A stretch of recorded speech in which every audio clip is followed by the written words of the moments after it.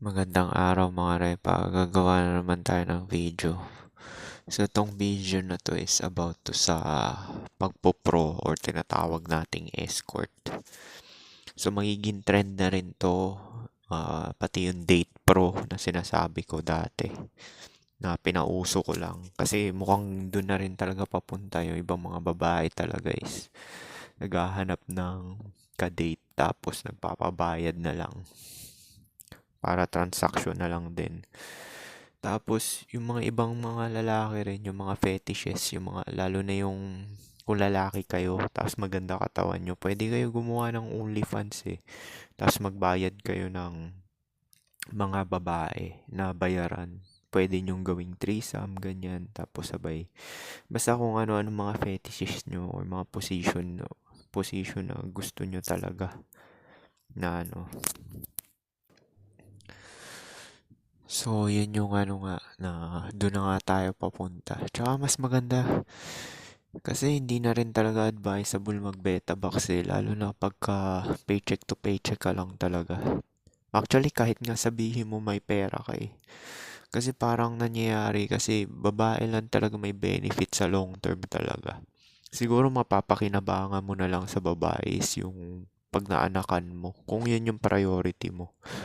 Pero mostly naman sa mga black pillar is hindi naman nila talaga priority mag-anak. Dahil nga alam nila na kukuha nga ng oras yan. Tsaka wala rin kasi siguro doon na sasamahan sila hanggang pagtanda na ano. So, kung hindi mo nakukuha yung gusto mo sa ONS, yung sinasabi kong direct approach, which is proponent si Alan Roger Curry, yung pagdadirekta, is mas maganda is mag-pro na lang. Minsan nga yung ONS tsaka FWB, may may attachment pa rin yung babae yan kahit papaano eh. Parang umaasa eh. Parang ganun. Hindi kagaya ng pro is binabayaran mo siya talaga para umalis. Tsaka wala nang ano, no string attached talaga. Kasi yung ONS, tapos FWB, minsan kasi umaasa pa yung babae, lalo na pagkakilala mo. Eh doon kasi sa pagpo-pro, ang advantage kasi nun is parang Uber Eats lang din yun. Titingnan mo sa online, tapos nagkasundo kayo sa bayad, oras, eh yun na. Tapos marami na rin mga babae na nakikipag-ons na rin talaga na naghahanap ng katrisam, lalaki. So isang lalaki lang yung pipiliin nila. Pero dalawa sila na magkaibigan. Nakita ko yun sa ano eh, sa singles dating group nga. So, mangyayari is yung, yung Pilipinas is parang mag-westernize na rin talaga. Magiging westernized na rin. Kasi nga, mostly nga, ng mga babae, sexually liberated na rin naman sila. Dahil nga, sila na may kapangyarihan dahil sa SOCMED. Parang Uber Eats na lang nangyayari. Tsaka marami na rin nagpo-pro suma-sideline kasi nga dyan sa Pilipinas mahirap kumita ng pera. So yun yung pinakamabilis na kumita ng pera sa kaunting oras na ano. Biruin mo 1,000 agad, 'di ba? Sa 3 oras or hanggang labasan yung lalaki. So napakabilis kumita ng pera sa mabilis na ano.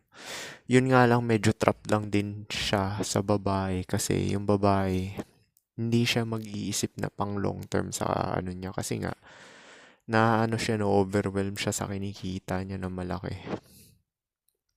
Kasi dito nga sa realidad, di ba sinabi ko na sa inyo, lagi naman to negatibo. So hindi ka talaga makakalamang. May kukompromiso ka talaga kahit papaano kung ano yun. Kasi ako kasi hanggat maaari maganda talaga balance eh. Kuwari yung pagpopro na yan, kung hindi ka nag-edukasyon, at least kung babae ka man, siguro maganda para sa babae teacher eh. Kung sa babae ano, kasi at least meron kang pang long term. Pwede ka naman mag-teacher tapos sideline ka ng pro. Kasi kung aasa ka lang sa pro, pucha, wala. Panandalian lang kasi yan eh. Hindi naman siya talagang ano eh. Tsaka magsasawa ka rin, di ba? Dahil ang daming lalaki na tumitira sa'yo, pinipilahan ka. So, in the long run rin, pag tumanda na sila, magkakaipipan ni pace din sila sa pinagagawa nila. Tsaka ganun din, dahil sa dami ng customer, mahirap na sila i-please din. So, yung expectations nila, baliwala na sa kanila SEX. Kuwari magkaasawa man sila. Hindi na talaga Kaya nga maraming lalaki na rin na nagigising din na ayaw na makipagrelasyon din talaga ng long term. Kasi nga, ganun na nga nangyayari. Nagpapatira na nga sila ng ons. Tapos, may mga ginagamit sila sa mga lalaki na panglabas-labas for non-sexual attention.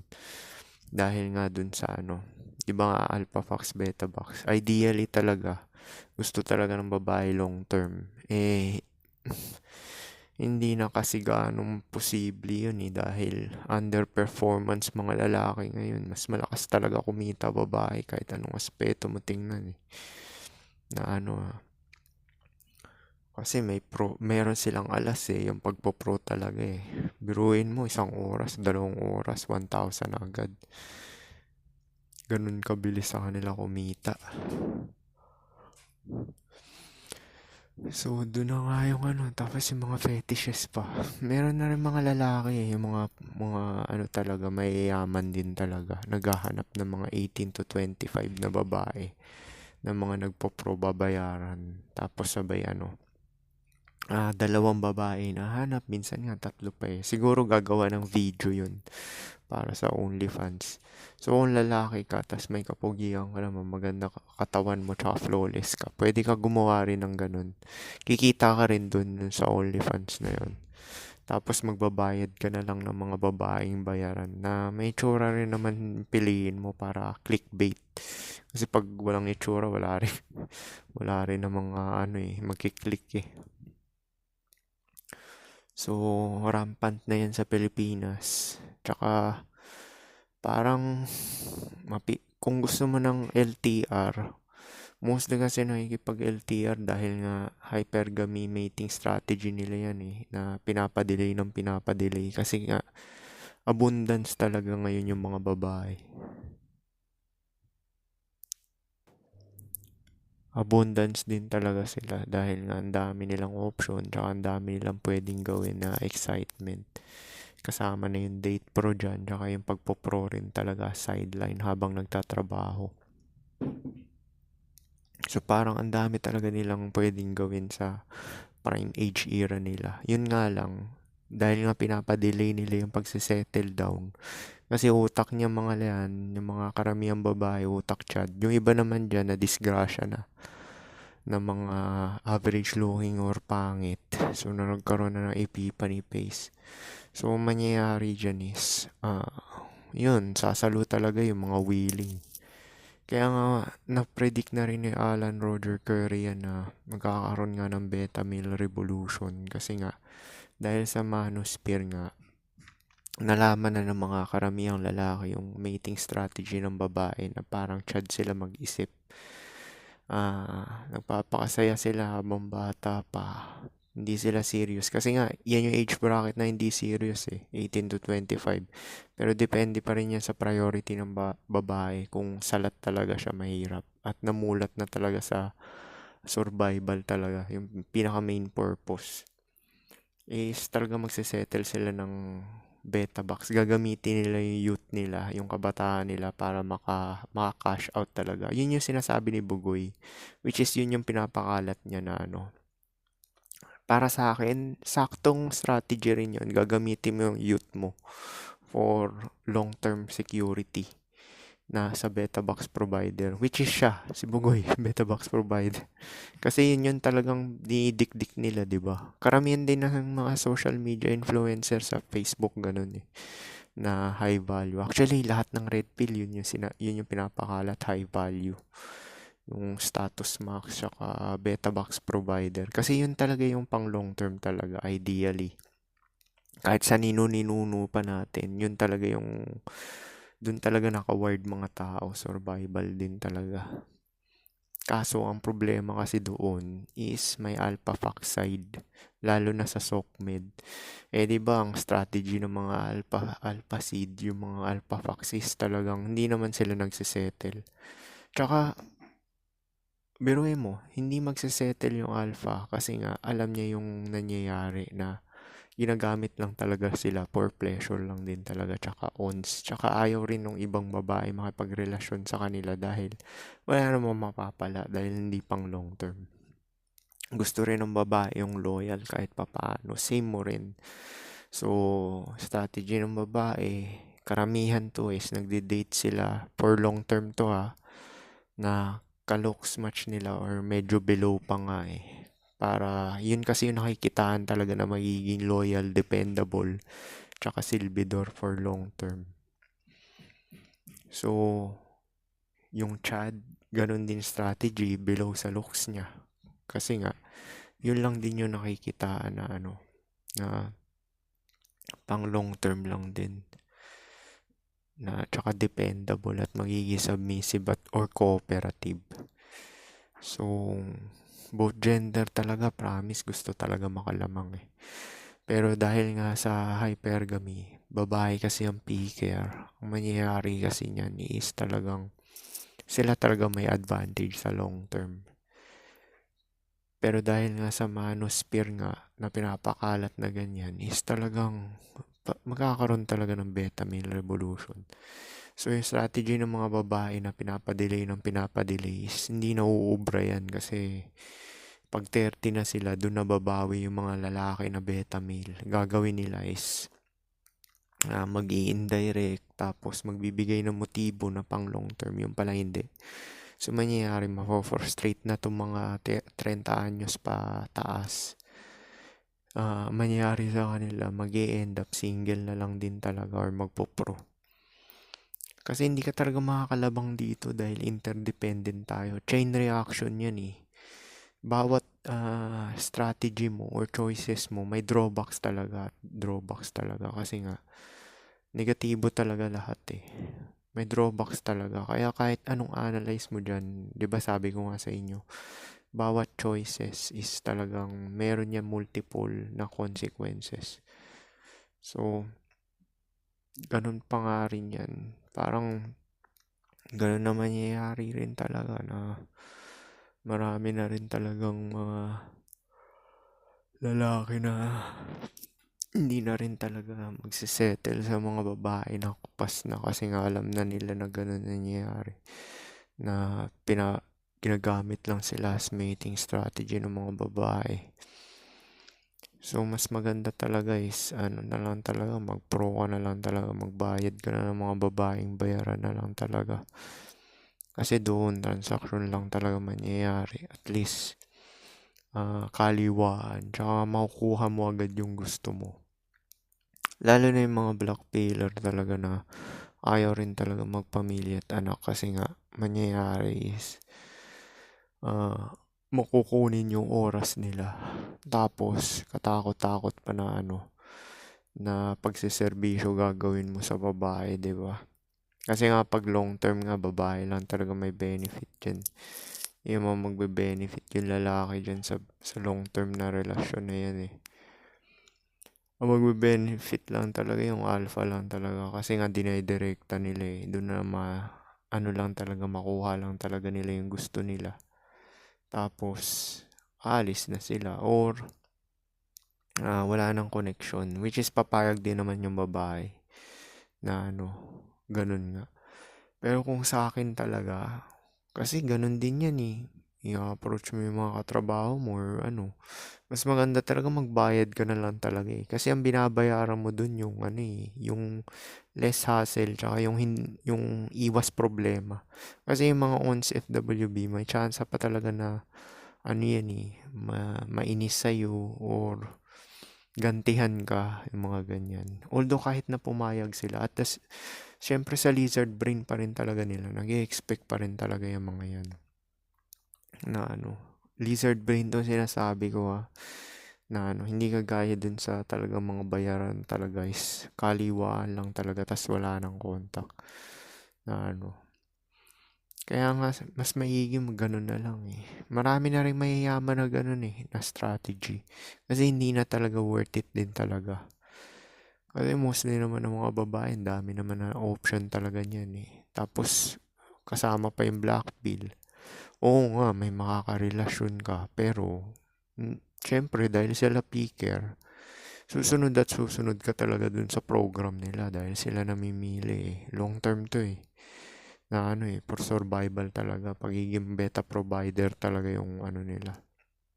Priority talaga nila.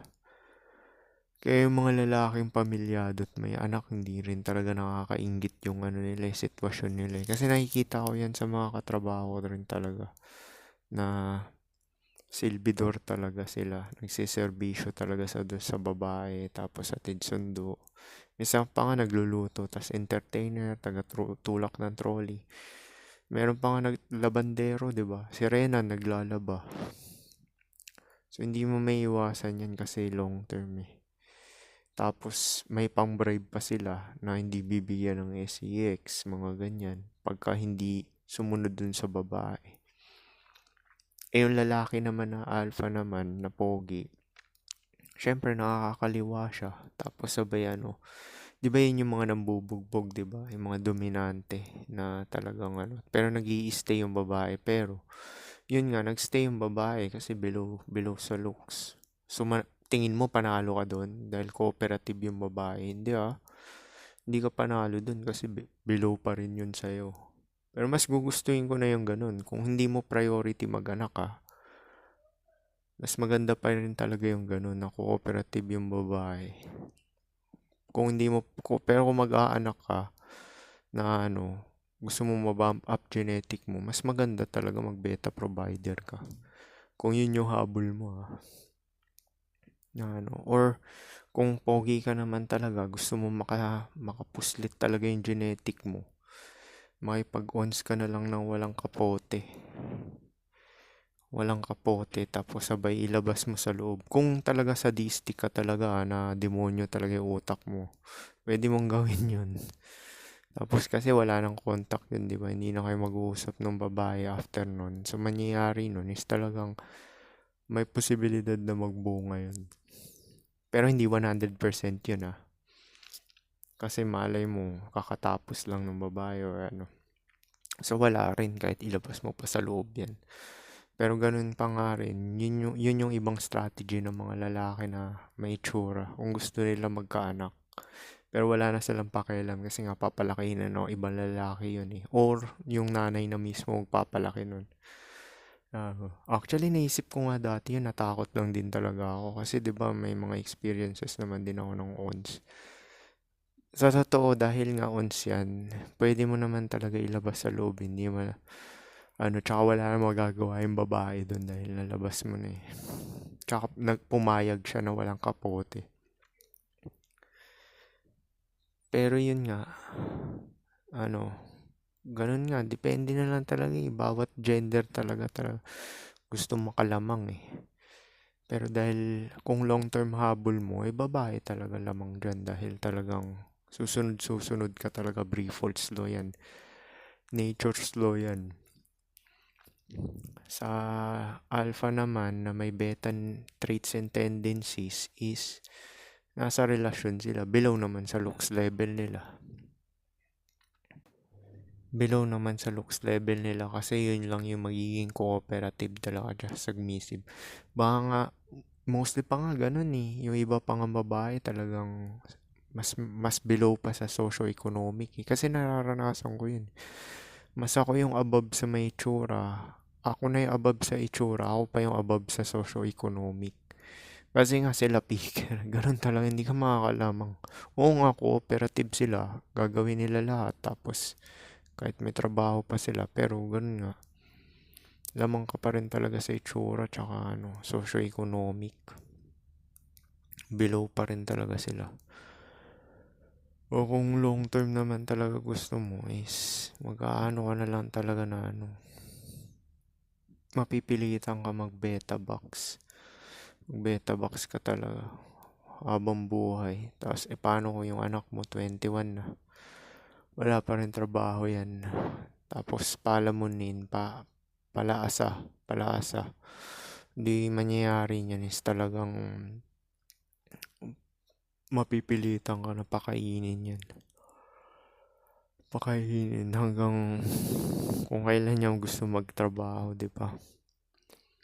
Parang ganun na nga mangyayari niyan.